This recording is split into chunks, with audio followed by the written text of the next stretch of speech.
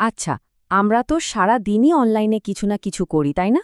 ধরুন কিছু কিনছেন বা ইউটিউবে ভিডিও দেখছেন, আর ঠিক তখনই চোখের সামনে বিজ্ঞাপন চলে আসে। কখনো কি মনে হয়েছে এই সব কিছুর পেছনে আসলে কি চলছে? আজ আমরা ঠিক সেই গুগল অ্যাড সিস্টেমের ভেতরের গল্পটাই জানব, যেটা এখন আমাদের ডিজিটাল লাইফের একটা পার্ট হয়ে গেছে। এই যে রহস্যের কথা বলছি, এর শুরুটা কিন্তু হয় আমাদের চোখের সামনে ভেসে ওঠা ওই অ্যাডগুলো দিয়েই। গুগল সার্চ করলে সবার ওপরে, আবার পছন্দের কোনো ভিডিও দেখতে গেলে ঠিক তার মাঝখানে। মানে এরা সবখানেই আছে। ওকে, তো চলুন ব্যাপারটা একটু ভেঙে দেখা যাক। আমরা মোট 5টা ধাপে পুরো জার্নিটা দেখব। মানে একটা অ্যাড আমাদের চোখে পড়া থেকে শুরু করে সেটার পেছনে স্ট্র্যাটেজি পর্যন্ত সবকিছু। প্রথমেই আসি, আমরা আসলে কত রকমের অ্যাডের মুখোমুখি হই, কারণ সব অ্যাডের কাজ বা উদ্দেশ্য কিন্তু একরকম না। সবচেয়ে কমন যেটা, সেটা হলো সার্চ অ্যাড। মানে নাম শুনেই বোঝা যাচ্ছে গুগলে কিছু একটা লিখে সার্চ করলেই এদের দেখা পাওয়া যায়। এই অ্যাডগুলোর আসল পাওয়ারটা হলো এরা একদম ঠিক সময়ে ঠিক জিনিসটা নিয়ে হাজির হয়। ধরুন কেউ লিখল ওয়েব হোস্টিং, গুগল সাথে সাথে বুঝে যায় তার এখন কি দরকার, আর ঠিক সেই সার্ভিসটারই অ্যাড সামনে নিয়ে আসে। আচ্ছা, টেক্সট তো গেল, এবার আসি আর একটু ভিজুয়াল অ্যাডের দিকে। এটার নাম হলো ডিসপ্লে অ্যাডস। এগুলো হলো ওই যে ব্যানার অ্যাডগুলো, যেগুলো আমরা বিভিন্ন ওয়েবসাইটে দেখি, যেমন ধরুন প্রথম আলো বা অন্য কোনো নিউজ সাইটে। আর মজার ব্যাপার হলো প্রায় দেখা যায় একটু আগে যে প্রোডাক্ট নিয়ে ভাবছিলাম বা সার্চ করেছিলাম সেটারই আর চোখের সামনে ঘুরঘুর করছে। আর এরপর তো আছেই ভিডিও অ্যাড।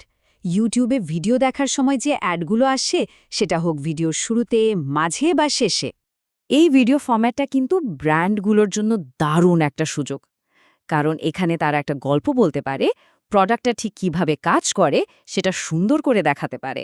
শেষমেশ যারা অলরেডি কিছু কেনার জন্য মনস্থির করে ফেলেছে, তাদের জন্য আছে শপিং অ্যাডস।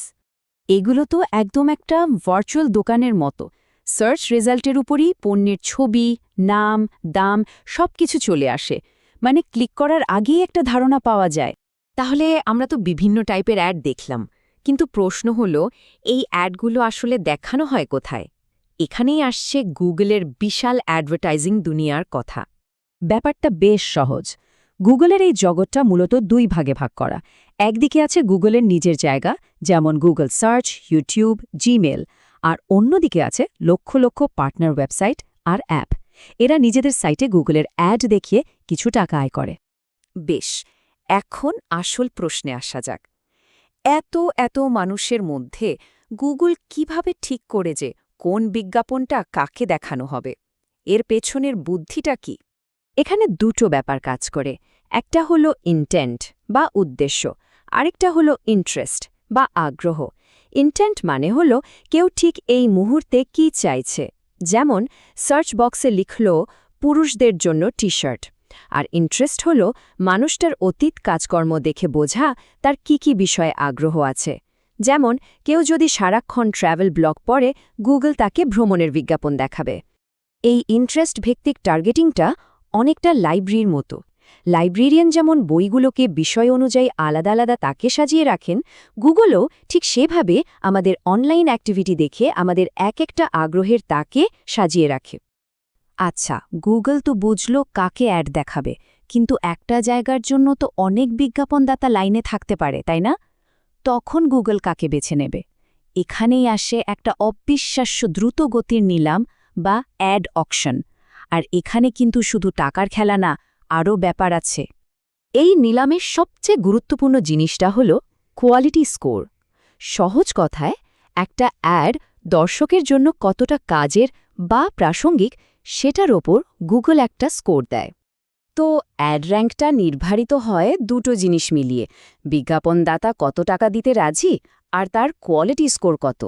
যার কোয়ালিটি স্কোর ভালো, সে কিন্তু কম টাকা দিয়েও নিলাম জিতে যেতে পারে, কারণ দিন শেষে গুগল চায় ব্যবহারকারীরা যেন ভালো আর প্রাসঙ্গিক জিনিস দেখতে পায়। কিন্তু গল্পটা কিন্তু ক্লিকেই শেষ নয়।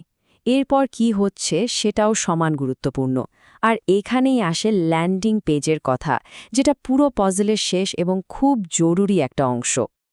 একটা ভালো ল্যান্ডিং পেজ মানে হলো অ্যাডে যা বলা হয়েছে পেজটাতেও যেন ঠিক সেটাই থাকে। মানে মেসেজটা খুব পরিষ্কার হতে হবে, পেজটা ফাস্ট লোড হতে হবে, আর এখনই কিনুন বা সাইন আপ করার মতো বাটনগুলো চোখের সামনে থাকতে হবে। আর হ্যাঁ, কাস্টমার রিভিউ বা ভালো ছবি থাকলে তো কথাই নেই। আর স্পিডের কথাটা তো বলতেই হয়। একটা পেজ লোড হতে যদি 5 সেকেন্ডের বেশি লাগে, তাহলে 90% ভিজিটারই কিন্তু চলে যায়। ভাবা যায়? মানে বিজ্ঞাপনদাতা টাকা খরচ করে যে ক্লিকটা পেলেন, সেটা পুরোপুরি নষ্ট। তাহলে পুরো ব্যাপারটা কি দাঁড়ালো? একদিকে বিজ্ঞাপনদাতারা টাকা দিতে রাজি, আর অন্যদিকে গুগল নিশ্চিত করতে চায় যেন বিজ্ঞাপনটা দর্শকের জন্য কাজের হয়। এই দুটোর মধ্যে একটা ব্যালেন্স করেই কিন্তু পুরো গুগল অ্যাড সিস্টেমটা চলছে। তো এই ছিল গুগল অ্যাডসের পেছনের গল্প। আশা করি এখন পুরো মেকানিজমটা পরিষ্কার।